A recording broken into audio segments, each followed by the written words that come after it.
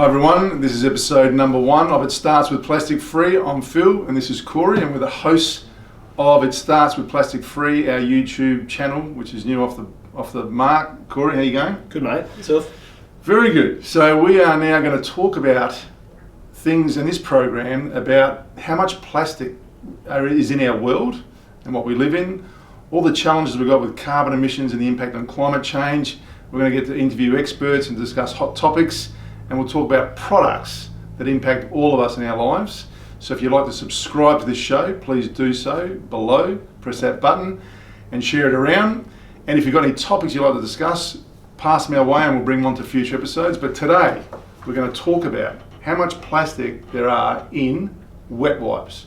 Corey, you've got some interesting stats. Yeah, it's pretty mind-blowing, Phil. A few top-line stats: 25 million kilos a year of plastic is generated by wet wipes, and that's just in Australia. So you're talking about things like baby wipes? Yep, baby wipes. You know, so these things here that are just we pull out and use every day, that has got polyester or polypropylene in it. Spot on.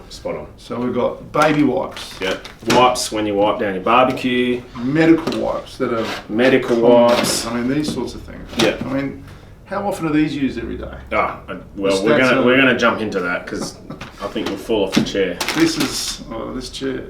These are your cleansing wipes for female cosmetics.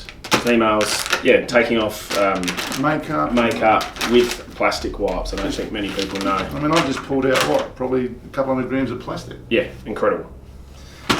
Yeah, so 25 million, some stats, 25 million kilos of plastic waste generated a year. That's 30 times of that of straws. It's amazing how straws gets all the attention in the media, but wet wipes absolutely obliterates that. And I think when we talk about plastic straws, there was quite a lot of media coverage on the war on plastic at the time, and plastic straws, and we sort of outed straws in public places. Yep, the picture of the straw on the turtle. But it's quite clear that a plastic straw is plastic. Yes. I think what we find with wipes, people I've spoken to, even in the medical sector that we deal with, that people aren't aware that there's actually plastic in wipes. Incredible. They think it's fibre, yeah, but it's plastic fibre. So breaking that down, every day 30 million wet wipes at least are used in Australia. So that's 30,000 pieces of plastic that are going into landfill. It's just quite an incredible statistic. 30 million wipes. 30 million wipes each day. And breaking that down again, 20,000 a minute of, all these categories combined, pieces of plastic that end up pretty much in landfill. So that 30,000, was that converted to kilos of the plastic? 25 million kilos, 30 million wipes a day. 30 million wipes individual a day. Wipes. So I've got some stats here. You probably back this up for me. But medical, we know from your background, 3 billion plastic wipes a year. I don't know how we can fathom that number, but that ends up being something like 5 million kilos of plastic waste. Yep. Baby wipes.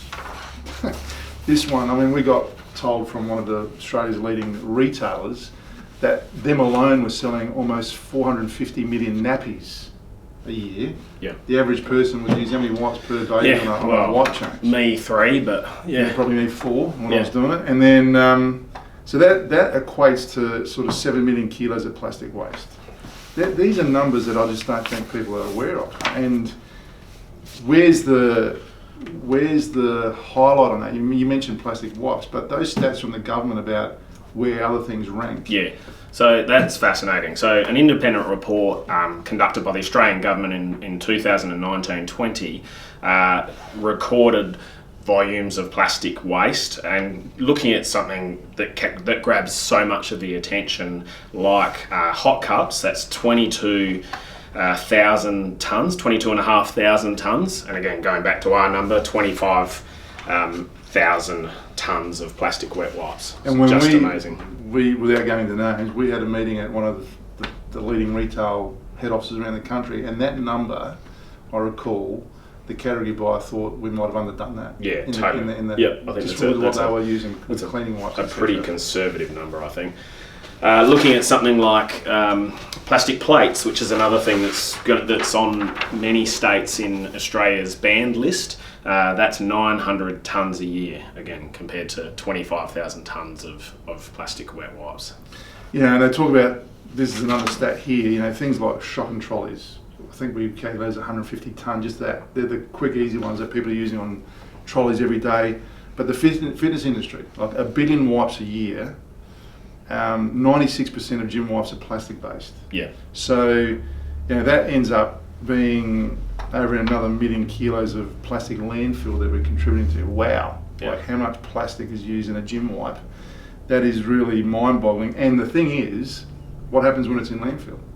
Yeah, just break it. Well, it takes various estimates, but takes 100 to 200 years for a plastic wipe to break down, and when it does break down, it breaks down into microplastics. So and the microplastic part, it never made from fossil fuels in the start, and never leaves this earth. It just breaks down into microplastics. So when people talk about wet wipes, and we have that conversation, when they go, "Well, I didn't know the baby wipe was plastic or it was polyester."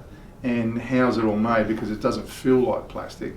And we're going to go into that with a few future episodes on things around the home. But I mean, the home wipe, these things are gigantic. And then the alternative is, what is that alternative? I mean, here you've got that's a big wipe, and you can see the pattern of polyester and fabric in that. I mean, these are wiped down, used, and then dumped into landfill. They can't be recycled. It's not a recyclable material. Then in terms of what do people do and what they need to be aware of when they're looking at something on a packaging. Yeah. Because we'll talk about greenwashing in a future episode, but are we supposed to look at this and go, well, does it say plastic here? It doesn't say plastic. Some of them make claims of being biodegradable. Yeah. But how do I know what I'm using? I mean, it's got a symbol on these packs that it can't flush it. And we're not saying these are bad products, but what are the alternatives out there, and where's the change going to happen? Yeah.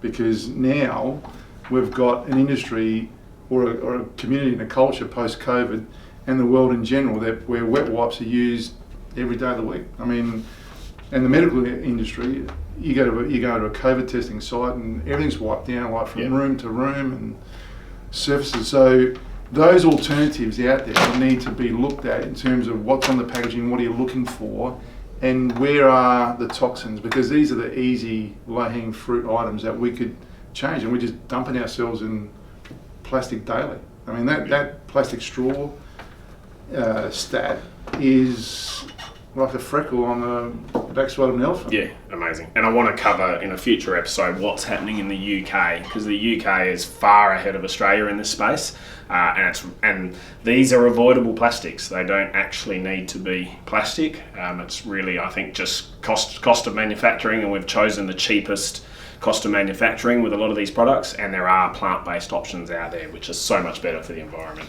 And we'll talk a bit about that. But as we said at the start of the episode, if you've got any topics or thoughts or suggestions or things you'd like to hear or find out about, please post them our way. Don't forget to subscribe. You'll see Corey and Phil on future episodes of It Starts With Plastic Free. Our aim is about guiding us towards more sustainable choice of products and what we do every day in our lives to reduce plastic and make the world a better place. Until the next episode of It Starts With Plastic Free, we'll see you then.